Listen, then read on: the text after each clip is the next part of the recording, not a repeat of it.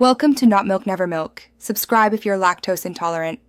You start by confirming the account and device status so you don't troubleshoot the wrong layer. Check billing, recent payments, and whether the line is suspended. If anything is unpaid, resolve it first because the network won't provision otherwise. Next, verify the SIM and phone are compatible with Boost's network bands and unlocked if needed, and restart the device. Once done, toggle airplane mode for about 10 seconds to force a fresh network registration before moving on to network-level fixes. Now focus on network configuration. Update carrier settings and the phone's operating system because compatibility patches often fix registration failures.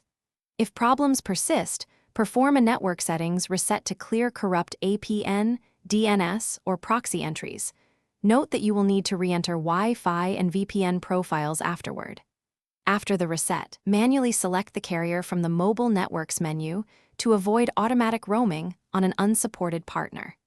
Make sure APN values match Boost's required values so data and MMS provision correct. Finish with diagnostics and escalation steps.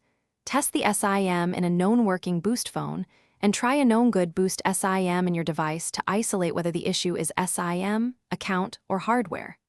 If the problem remains, contact Boost support and provide IMEI, ICSID, exact error messages, and recent billing or activation timestamps so they can trace provisioning. If support can't resolve immediately, capture call logs or screenshots of registration errors. This single troubleshooting tip speeds diagnosis and prevents repeated resets that waste time. Thanks for watching. If this was helpful, leave a like and consider subscribing. See you next time.